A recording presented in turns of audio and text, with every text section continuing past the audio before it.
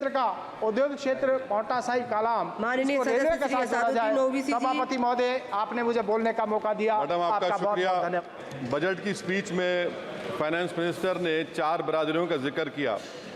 भारत की सबसे बड़ी अक़लियत मुसलमान है, 17 करोड़। मैं हुकूमत से जानना चाहता हूं कि क्या 17 करोड़ मुसलमानों में गरीब नहीं है, नौजवान नहीं है, किसान नहीं है, ख़वातीन नहीं है? वतन अजीज़ में सबसे गरीब मुसलमान है, सबसे ज़्यादा नाखवानगी मुस्लिम ख़वातीन में। AIDS और PLFS का डेटा ये बताता है कि मुसलमानों में सबसे कम असासे हैं और कंजम्पशन लेवल दूसरे मजहबी ग्रुपों के बनिस्बत सबसे कम है।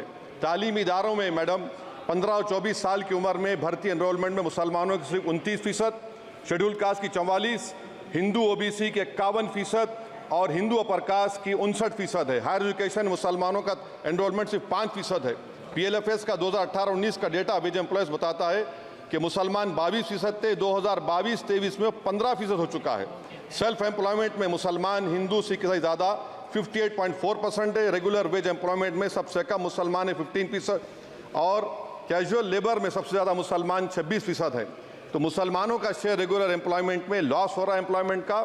मुसलमान नौजवानों का ना रोज़गार मिलता है, ना तालीम के मौक़े, ना हुकूमत उनको कोई तरबियत सहूलत दी जाती है। मैं मोदी हुकूमत को एक मुसलमानों का एक अछूत बना दिया है, ना कोई सियासी नुमाइंदगी है, ना मुल्क की तरक्की में इनका कोई हिस्सा दिया जा रहा है।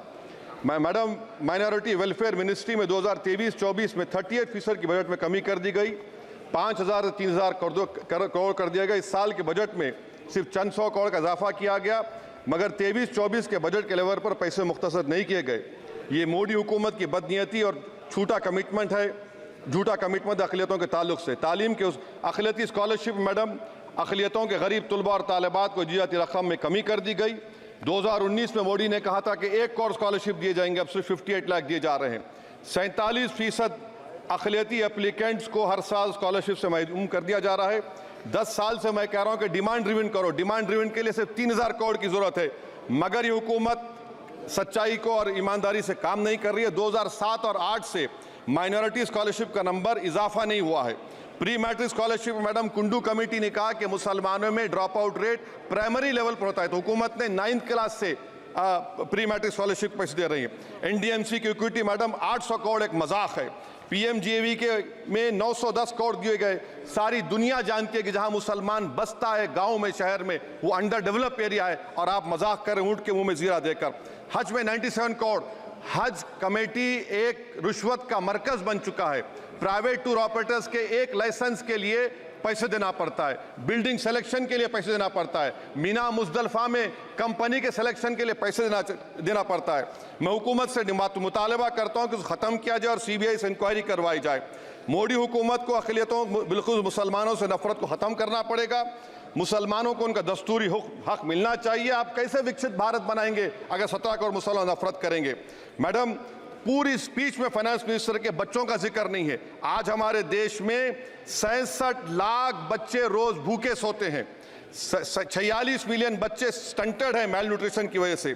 25 मिलियन बच्चे वेस्टेड हैं। मासूम बच्चों की यह बदकिस्मती और बदबख्ती है कि एक शख्स चाय बेचकर वजीर आजम बन गया। LTC, long term capital gain tax madam, was decreased from 20 to 12.5%. However, the indexation benefit has been removed and won't apply to any property purchased after 2001. This will be detrimental to the growth of real estate, limit household capital formation and impact employment generation in construction sector. This change in LTCG is a quasi-wealth tax on household, particularly the middle class. Internship program madam, 5 साल में आप 1 करोड़ लोगों को intern कराएंगे, यानी एक company को 4,000 लोगों को ट्रेन करना पड़ेगा। मुझे बताइए, क्या ये बड़ी कंपनी का माने क्या है? It is unachievable. Will it be based on market cap, revenue, employ size? May be prime minister Modi is saying to Agniveer to do internship after 4 years of service in armed forces. Madam, 21 billion people have given up all hope and stopped looking for jobs. This brings down to 9% eligible population that is either employed or they're looking for jobs. Maybe finance minister can introduce a Berozgar tax and tax unemployed as well. No significant increase for social welfare, healthcare. It looks like Prime Minister Modi is saying, देश की middle class की संपत्ति पर पहला हक हमारे alliance का है. In real terms, when adjusted to inflation, the allocation of health AB, PMJ has declined. Modi is saying he said heal in India during G20. The reality is India is hurting. Madam, this government wants to increase FDI from China. Is the Prime Minister not concerned that our armed forces cannot patrol 26 patrolling points out of 65 in Ladakh? Maybe the Prime Minister wants the Chinese monopoly Indian markets. Import from China have crossed 101 billion 2024. Prime Minister Modi says Khelo India, but in reality the budget has shown that Modi government policy is Jhelo India. Gharib, middle class, farming, city dwellers, men and women, sab Modi ko jhel rahe hain. Madam, in the current financial year, in February 5th, 15,993 MSMEs have been closed.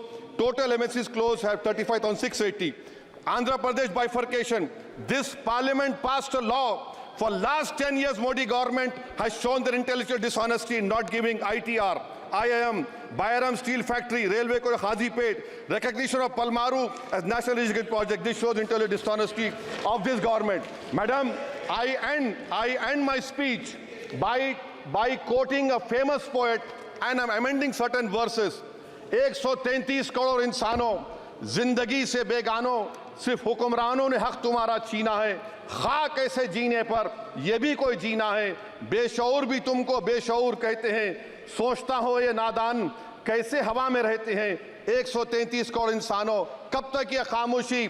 चलते फिरते जिंदानों, गरीब खवातीन, नौजवानों, किसानों से रोने की सदाएं आती हैं। जब शबाब पर आकर खेत लहलाता है, किसके नयन रोते हैं, कौन मुस्कुराता है?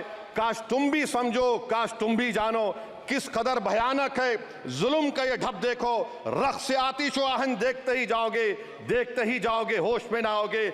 और अनएम्प्लॉयमेंट पर अभी बोला गया नौकरियां दे रहे हैं, तो शायर ने इनके बारे में अच्छा कहा कि फूल शाखों पर खिलने लगे तुम कहो, जाम जिंदों को मिलने लगे तुम कहो, चाक सीनों के सिलने लगे तुम कहो। इस खुली झूठ को, जहन की लूट को मैं नहीं मानता, मैं नहीं जानता। शुक्रिया मैडम। माननीय सदस्य